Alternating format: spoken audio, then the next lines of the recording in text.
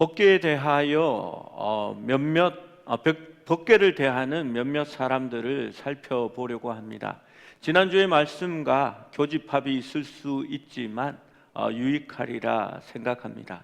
먼저 우사와 아효의 입장에서 생각해 봅시다. 우리 사무엘상 7장 1절 말씀을 먼저 한번 읽어봅니다. 시작. 기랏 여아림 사람들이 와서 여호와의 궤를 옮겨 산에 사는 아비나답의 집에 들여놓고 그의 아들 엘리야사를 거룩하게 구별하여 여호와의 궤를 지키게 하였더니 사무엘 하 6장 3절에 보면 우사와 아효를 아비나답의 아들이라고 기록합니다. 여기에서 좀 혼돈이 되어지는 것 같습니다. 한글 성경은 이 히브리어 단어 벤을 아들이라고 번역을 하였지만 이 벤이라는 단어는 아들뿐만이 아니라 손자, 자손을 모두 가리킬 때에 쓰는 폭넓은 단어입니다. 여러분, 법궤가 아비나답의 집에 들어가고 나서 다윗이 그것을 가지러 간 그 사이의 시간이 얼마 정도일 것 같습니까? 이 법궤가 엘리 제사장 때에 실로에 있던 언약궤를 전장으로 가지고 가고 뺏기게 됩니다. 그리고 법궤가 다시 아비나답의 집에 들어온 후 20년 후에 미스바 부흥이 있었다라고 성경은 기록하고 있습니다. 그리고 사무엘의 사역 기간이 지나게 됩니다. 그런데 사무엘이 언제까지 살았는지가 성경에 기록되어 있지 않습니다. 그러다 보니까 사무엘의 사역 기간이 몇 년인지는 물음표입니다. 그냥 보통 그 당시 수명처럼 한 70년, 80년을 잡았다 치고 그 다음에 사울이 왕이 되어 그 재위한 기간이 40년입니다. 그리고 사울 왕이 죽고 다윗이 헤브론에서 7년 반 동안을 유다를 다스리게 됩니다. 그리고 나서 다윗이 여부스 성을 점령한 후에 다윗성을 쌓고 이제 언약궤를 옮기려고 합니다. 여러분, 대략 시간을 다 합치면 최소 70년에서 100년의 시간이 지났습니다. 그렇다면 아효와 우사는 아비나답의 아들이 아니라 아비나답의 손자이고 아비나답의 아들 엘리야사를 구별하여 법궤를 지키는 자로 세웠다라고 했으니까 이 엘리야살의 아들이 우사와 아효라고 보는 것이 맞습니다. 우사와 아효의 입장에서 이 법궤를 생각해 보면 이들의 집은 블레셋과 유다의 접경지대에 산에 위치하고 있었습니다. 이들은 고핫 자손의 레위인의 후손이라고 하지만 성전이 없었으므로 성전과 관련된 일은 하지 않았습니다. 단지 자신들의 집에는 친구들의 집과 다른 특별한 가구가 하나, 궤가 하나 있었던 겁니다. 그것은 자신들이 태어나기 전부터 집에 있었던 것인데 자기의 할아버지와 아버지는 사람들이 와서 만지거나 함부로 그 가구의 덮개를 열지 못하도록 그것을 지키는 일을 했습니다. 이 아효와 우사도 그 가구가 늘 집에 있는 것을 보았고 때로는 가구 주위에 먼지를 털었을 것이고 그 주변을 깨끗하게 치우기도 했을 겁니다. 여러분, 하나님의 임재가 있고 그 임재 가운데 거한다는 것, 그리고 특별한 일을 감당한다는 것은 때로는 희생도 있습니다. 이 법궤를 모신다라는 것, 하나님을 믿는다라는 것은 마치 우리의 신앙생활과 같았을 것입니다. 법궤를 지키기 위해서 집을 비울 수 없었을 겁니다. 남들이 다 휴가를 떠날 때에도 늘 누군가는 거기 곁에 머물러 있어야 했을 겁니다. 어릴 적에 친구들이 다 축구하러 놀러 가자고, 준수야 놀러 가자 할 때도 나는 교회 가야 돼 라고 하면서 있었던 그러한 비슷한 일들이 그들에게도 있었을 겁니다. 우사와 아요에게는 법궤가 너무 친근했고 또 그 사실 때문에 이들에게 치명적인 죽음을 가져왔을 수도 있습니다. 성경이 정확한 정답을 알려주지는 않지만 그가 레위인으로서 마땅히 해야 하는 언약궤에 대한 경외감을 그는 행하지 않았습니다. 말씀대로 법궤는 메어 가야 했고 다윗은 그 법궤를 메어 가려고 왔지만 우사와 아요는 새 수레를 준비하고 소가 이끄는 수레에 법궤를 실어 운반합니다. 아요가 소를 끄니 그가 법궤를 움직이고 인도하는 모양새가 되어집니다. 소가 뛰니까 여호와 하나님이 흔들려 떨어지는 존재처럼 보이게 되고 하나님의 임재의 상징은 우사가 붙들어야 온전한 모습으로 되어지는 그러한 상황이 연출되는 겁니다. 하나님의 영광과 거룩함을 책임져야 하는 이들에 의해서 하나님의 거룩함이 추락한 것입니다. 여러분, 이것을 하나님이 진노하시고 베레사 우사를 쳐서 거기에서 죽이셨습니다. 영광과 임재를 상징하는 것이지만 그것은 사람들에 의하여 거룩함이 드러나는 것입니다. 우리가 하나님을 어떻게 섬기느냐에 따라서 하나님이 어떻게 영광 받으시고 그 거룩함이 드러나고 하나님이 높아지는가 하는 것에 예배의 기본적인 모습이 있는 것입니다.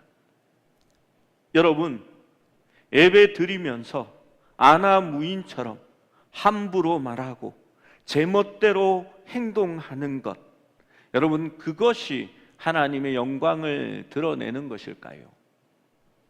한 30년 전에 제가 전도사 생활을 할 때에 예배 드리고 있는데 한 장로님이, 은퇴하신 장로님인데 갑자기 고함을 지르는 거예요. 예배를 뭐 이렇게 드려! 여러분, 다들 깜짝 놀랐습니다. 여러분, 예배는 하나님 앞에 드리는 것이고 그 시간에 누구도 고함치고 그것을 방해할 사람은 없는 것입니다. 예배가 시작될 때에 성도들이 찬양하고 있을 때에 저는 교역자가 통로를 가로질러 지나가는 것에 대하여 주의를 줍니다. 저희 교회에 있었던 전도사님들, 목사님들 저한테 그 지적들을 다 받았습니다. 하나님 앞에 예배하고 하나님을 찬양하는데 그 가운데 마음대로 가로지르며 다닐 사람은 없어야 한다라는 게 제 생각입니다. 그래서 미리 제일 앞에 와서 준비하고 있고 시간이 되면 알아서 올라서게 만드는 것입니다. 여러분, 그것이 하나님이 여기 계시고 우리 가운데 임재하신다라는 것을 우리가 드러내는 것이고 그것이 하나님 앞에 영광을 돌리는 방법이기도 한 것입니다. 여러분, 모세가 가나안에 들어가지 못한 이유가 뭔지 아시지요? 성경에는 분명히 이렇게 기록되어 있습니다. 이스라엘 자손의 목전에서 내 거룩함을 나타내지 아니한 고로 너희는 이 회중을 내가 그들에게 준 땅으로 인도하여 드리지 못하게 하시니라 라고 기록되어 있습니다. 왜 그러냐 하면 민수기 20장 10절에서 12절 말씀을 한번 띄워주십시오. 10절 말씀에 보면 하나님께서 네가 명하여 반석에서 물을 내게 하라라고, 그리고 그것을 백성들에게 마시게 하라라고 명령하셨습니다. 그런데 모세와 아론이 말씀을 보면 회중을 그 반석 앞에 모으고 모세가 그들에게 이르되 반역한 너희여 들으라, 우리가 너희를 위하여 이 반석에서 물을 내랴라고 말해버립니다. 여러분, 이 말 속에 하나님의 거룩함과 하나님의 영광이 드러납니까? 물은 마치 모세와 아론이 내는 것처럼 그렇게 말하고 있는 것입니다. 모세가 분노하여 하나님의 영광을 스스로 취하게 되고 자기의 분노를 하나님 앞에 백성들에게 쏟아내어 하나님의 뜻과 다른 행동을 하게 된 것입니다. 여러분, 하물며 모세도 이 일로 말미암아 가나안 땅에 들어가지 못하게 된 것입니다. 여러분, 우리가 예배할 때에 우리의 드리는 예배의 모습이 정말 하나님께 영광이 되고 하나님의 이름을 거룩하게 하고 있는지를 생각해 보아야 합니다. 우리가 하나님 앞에 예배하러 올 때에 스리빠나 쪼리를 신고 이렇게 밖에서 놀던 반바지를 입고 그 신발을 질질 끌면서 들어오게 된다면 여러분, 어린아이들이 어떻게 생각할까요? 하나님은 그렇게 높으신 분이 아니구나. 어쩌면 하나님은 여기 안 계신 걸 거야. 우리의 예배를 받지 않으시고 우리 예배를 보고 있지 않다고 생각하게 될 것입니다. 왜냐하면 집에 할아버지 앞에서도 안 하는 행동을 우리가 하나님 앞에 예배하러 올 때에 하고 있기 때문입니다.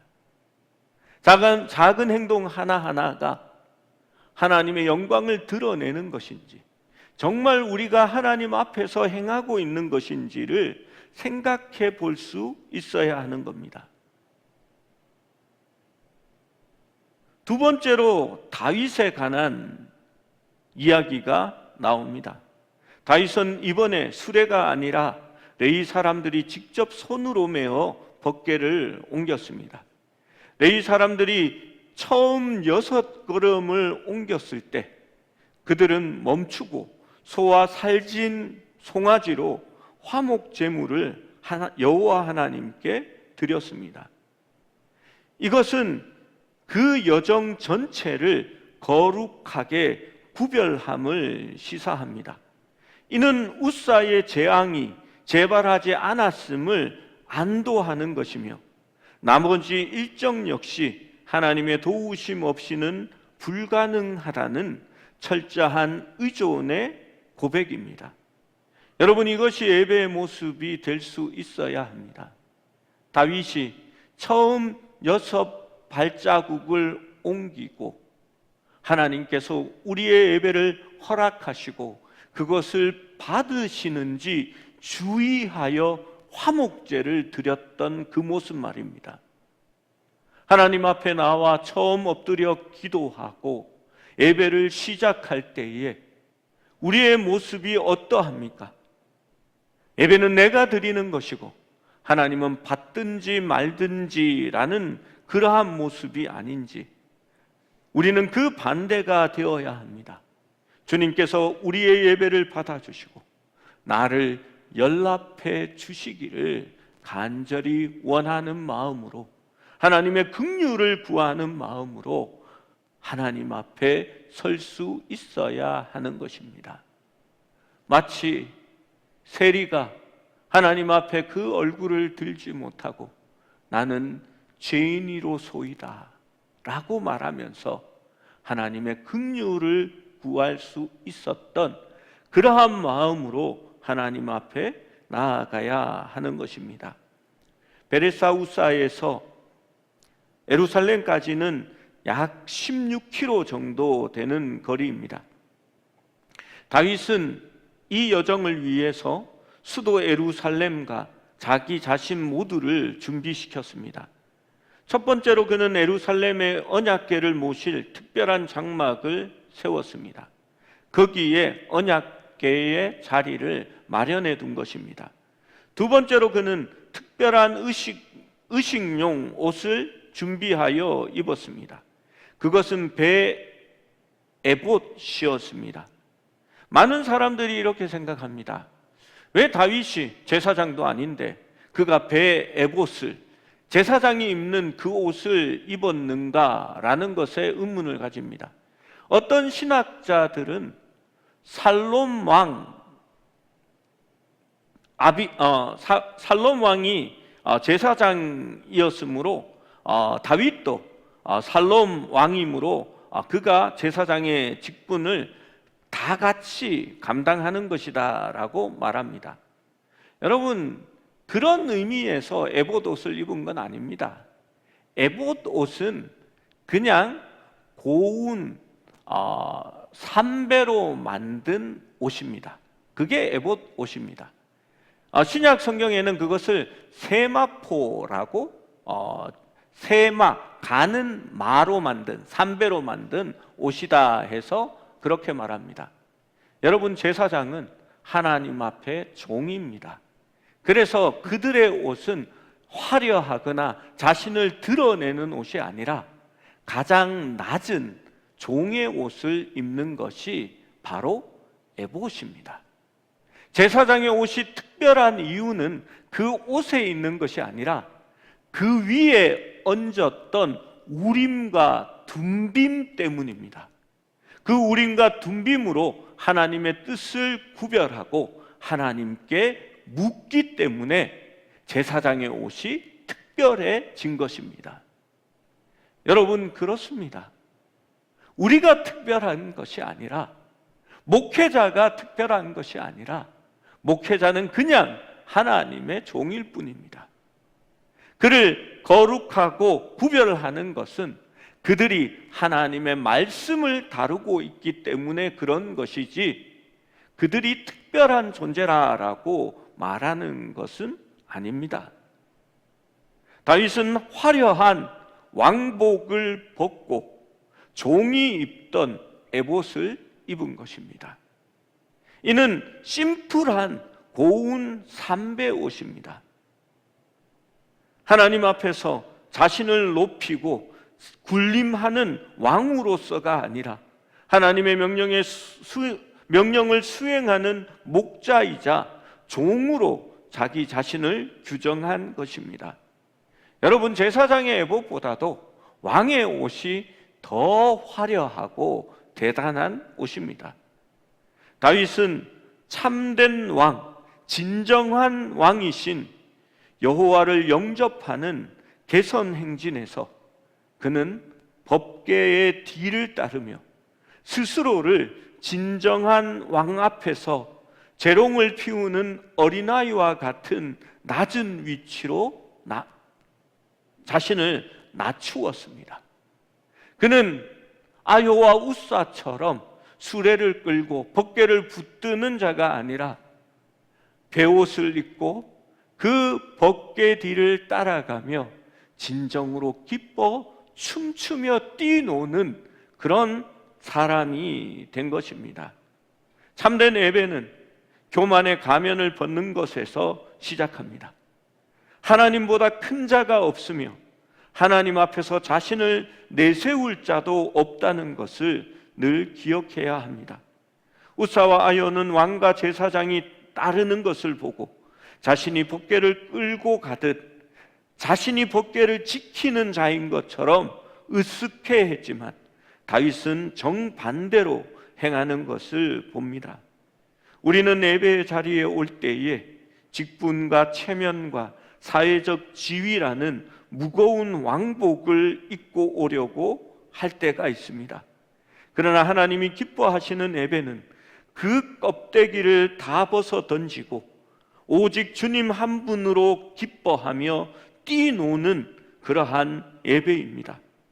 세상의 눈에는 낮아 보일지라도 하나님의 눈에는 가장 존귀한 자가 누구인지를 기억해야 할 것입니다. 사람의 시선에 갇혀 점잖은 구경꾼이 되지 말고 주님의 인재 아래서 미친 듯이 기뻐하는 진짜 예배자가 될 수 있어야 하는 것입니다. 다윗의 이러한 모습은 그가 경망스러워진 것이 아니라 하나님이 어떠한 존재이라는 것을 드러내는 행동입니다. 저는 총회나 한국기독교연합 집회에 성도들을 데리고 거기에 참석하는 것을 싫어합니다.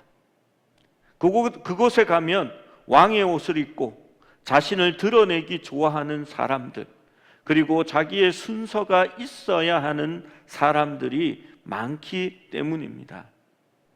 여러분, 그곳에 부활절 연합 집회나 한국 무슨 연합 예배라는 곳에 가면 늘 소개를 합니다.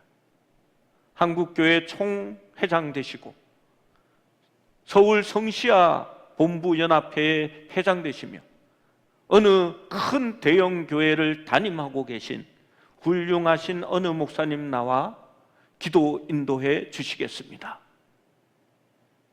여러분, 그 말 자체가 하나님 앞에서 쓸데없는 이야기 때문입니다. 그 말을 하나님 앞에서 하게 될 때에 더 이상 그것은 예배가 아닙니다. 예배는 하나님 앞에 엎드려 절하며 자신을 가장 낮추는 것이 예배이기 때문입니다. 그래서 저희 교회는 예배의 사회가 없습니다. 무엇을 하자라고 누가 기도하는지 일부러 소개하지 않습니다. 왜냐하면 순서는 주보에 있고 화면을 통해서도 나갑니다. 하나님은 순서를 모르지 않습니다. 그리고 하나님은 그가 누구인지에 대해서도 잘 알고 계시기 때문입니다. 그 소개가 있는 것은 사람을 위한 배려이지 하나님을 위한 배려는 아니기 때문입니다. 예배는 하나님께만 드려지는 것이기에 우리는 그 배려를 생략하고 있는 것입니다. 여러분, 하나님이 받으시는 예배이기 때문입니다. 세 번째로 나타나는 인물은 사울의 딸 미갈입니다. 언약궤를 예루살렘으로 모셔오는 축제 예배 행렬에서 빠진 사람은 사울의 딸 미갈이었습니다. 그녀는 궁전 창문으로 축제 장면을 바라보고 있었습니다. 다윗은 백성들을 축복하고 음식을 나눈 후 이제 자기 가족을 축복하기 위해 집으로 돌아옵니다. 그러나 가장 따뜻하게 맞아야 할 집에서 다윗을 기다리고 있었던 것은 축복이 아니라 차가운 비난이었습니다. 20절은 체면의 창 뒤에 숨어서 하나님의 임재 앞에서 춤추며 예배한 다윗을 비웃는 구경꾼의 모습이 드러납니다. 20절 말씀을 함께 읽습니다. 시작. 다윗이 자기의 가족에게 축복하러 돌아오매 사울의 딸 미갈이 나와서 다윗을 맞으며 이르되 이스라엘 왕이 오늘 어떻게 영화로우신지 방탕한 자가 염치 없이 자기의 몸을 드러내는 것처럼 오늘 그의 신복의 계집종의 눈앞에서 몸을 드러내셨도다 하니 그녀의 언어에는 가시가 돋쳐 있습니다. 미갈은 16절에서 이미 창밖으로 다윗을 업신여겼습니다. 미갈의 눈에 다윗의 춤은 왕의 위엄을 깎아먹는 수치였고 방탕한 자의 망령된 행동일 뿐이었습니다. 미갈에게 하나님은 왕의 권위를 세워 주어야 하는 도구였지만 왕이 그 발치에서 체면을 벗어 던지고 춤을 출 주권자는 아니었기 때문입니다. 그녀는 여전히 사람의 눈과 체면을 하나님보다 더 무겁게 여겼습니다. 우리는 예배의 감격 속에 뛰어들어 함께 춤추는 예배자인지, 아니면 멀리 떨어진 창가에서 타인을 열심히 분석하는 비평하는 구경꾼인지를 우리가 스스로 물어볼 수 있어야 합니다. 비아냥거리는 미갈 앞에 다윗은 단호하게 선포합니다. 자신의 행동은 사람의 눈을 의식한 것이 아니라 오직 여호와 앞에서 한 것이다 라는 고백입니다. 사무엘하 6장 21절 22절 말씀을 함께 읽어봅니다. 시작. 다윗이 미갈에게 이르되 이는 여호와 앞에서 한 것이라. 그가 내 아버지와 그의 온 집을 버리시고 나를 택하사 나를 여호와의 백성 이스라엘의 주권자로 삼으셨으니 내가 여호와 앞에서 뛰놀리라. 내가 이보다 더 낮아져서 스스로 천하게 보일지라도 내가 말한 바 계집종에게는 내가 높임을 받으리라 한지라. 다윗의 경건한 행동이 다시 당황스러워지는 순간을 초래했을지라도 다윗은 여호와를 영화롭게 하기 위해서라면, 필요하다면 이보다도 더 비천하여질 용의가 있었습니다.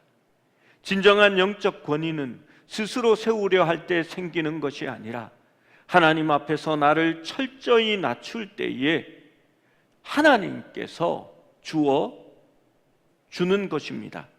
우리는 세상에서 대접받고 인정받으려 애쓰지만 하나님 나라는 내가 더 낮아지겠다라고 결단하는 자들의 것입니다. 이 사건의 결과로 사울의 딸 미갈이 죽는 날까지 그에게 자식이 없었다라고 성경은 기록합니다. 율법에서 여호와께 대한 순종과 관련된 복은 태의 열매입니다. 이것은 다윗과 미갈이 사이가 좋지 않았다라고 말하는 것이 아니라 예배에 실패한 사람에게 내려진 하나님의 심판입니다. 하나님의 임재와 예배에 따른 축복과 저주는 참으로 명확합니다.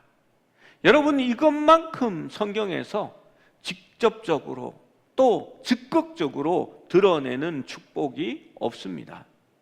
거룩한 하나님을 예배할 때에 세상의 편한 방식으로 새 수레를 선택하고 그 앞에서 자신들이 하나님을 움직이는 듯한 행동을 드러낸 아효와 우사가 받은 하나님의 진노, 그것은 베레사 우사였습니다.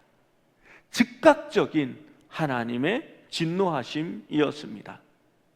온유한 마음으로 하나님께 순종했었지만 하나님의 거룩함을 드러내지 못한 모세의 도중하차가 성경에는 기록되어 있습니다. 하나님은 분명하게 네가 하나님의 거룩함을 드러내지 못한 연고로 너를 가나안에 들이시지 않겠다 말씀하신 것입니다. 석 달 동안 두려움으로 이방인이었지만 하나님의 임재를 자신의 집으로 받아들였던 가드 사람 오벳 에돔의 축복을 성경은 기록하고 있습니다. 여러분, 그 석 달 짧은 기간 동안에 그 소문이 예루살렘으로 퍼져나갈 만큼 하나님의 임재 가운데서 그 하나님을 모셔드렸던 그는 축복을 받았습니다. 하나님의 임재와 예배를 창문 뒤에서 비웃었던 미갈은 평생 자녀를 갖지 못했고 하나님의 심판을 받았습니다. 하나님의 임재를 기뻐하며 광장에서 춤추고 스스로 낮아졌던 다윗에게 주셨던 축복은 하나님의 나라를 이루어가고 예수 그리스도의 예표가 되어지는 놀라운 축복을 받았습니다. 여러분, 하나님의 임재 앞에서 예배를 드리는 모습만큼 분명한 결과가 있을까요? 하나님은 왜 그러한 내용들을 이 사무엘상 6장에 바로 그렇게 즉각적으로 적어 놓았을까요? 하나님은 우리에게도 진정한 예배를 원하시기 때문입니다. 우리가 하나님을 어떻게 거룩하게 하고 영광스럽게 하는지를 늘 기억할 수 있어야 합니다. 우리가 예배 드릴 때에 체면이 중요한 것이 아니라 정말 하나님을 기뻐하는 마음으로 다윗처럼 목소리 높여 손뼉 치며 때로는 춤추며 하나님을 찬양할 수 있는 그런 순수한 열정적인 마음이 될 수 있으면 좋겠습니다. 하나님의 임재를 기뻐하면서 하나님 앞에 드리는 예배를 가장 소중히 여기고 하나님 앞에 예배 드리기를 힘쓰는 그러한 성도들이 하나님이 받을 복을 누릴 수 있으리라 저는 믿습니다. 하나님 앞에서 신령과 진리로 예배하는 우리 모두가 될 수 있기를 축원합니다.